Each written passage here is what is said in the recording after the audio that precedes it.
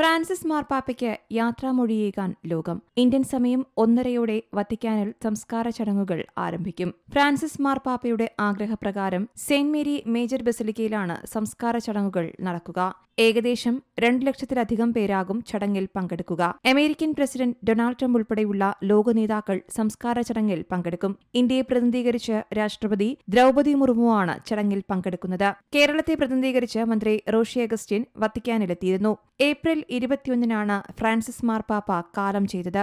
പക്ഷാഘാതവും ഹൃദയസ്തംഭനവുമായിരുന്നു മരണകാരണമെന്നാണ് Vatican അറിയിച്ചത്. തനിക്ക് അന്ത്യവിശ്രമം ഒരുക്കേണ്ടത് റോമിലെ സെന്റ് മേരി മേജർ ബസിലിക്കയിലായിരിക്കണമെന്നും പൌളിൻ ചാപ്പലിനും ഫോഴ്സ ചാപ്പലിനും നടുവിലായി ശവകുടീരമൊരുക്കണമെന്നും മാർപ്പാപ്പ മരണപത്രത്തിൽ വ്യക്തമാക്കിയിരുന്നു. ശവകുടീരത്തിൽ സവിശേഷമായ അലങ്കാരങ്ങളൊന്നും പാടില്ലെന്നും തന്റെ പേര് ലാറ്റിൻ ഭാഷയിൽ ഫ്രാൻസിസ് എന്ന് മാത്രം എഴുതിയാൽ മതിയെന്നും അദ്ദേഹം ആഗ്രഹിച്ചിരുന്നു. ബെനഡിക്ട് 16 മാർപ്പാപ്പ സ്ഥാനത്യാഗം ചെയ്തതിനെ തുടർന്ന് 2013 മാർച്ച് 19-നാണ് ഫ്രാൻസിസ് മാർപ്പാപ്പ കത്തോലിക്ക സഭയുടെ 266 പോപ്പായി സ്ഥാനമേൽക്കുന്നത്.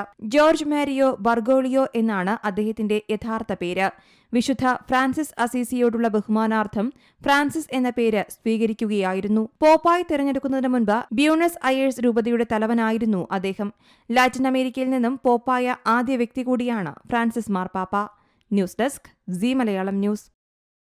ഏറ്റവും പുതിയ വാർത്തകളും വിശേഷങ്ങളും വിരൽത്തുമ്പിലറിയാൻ സീ മലയാളം ന്യൂസ് എല്ലാ ഡിജിറ്റൽ പ്ലാറ്റ്ഫോമുകളിലും ലഭ്യം.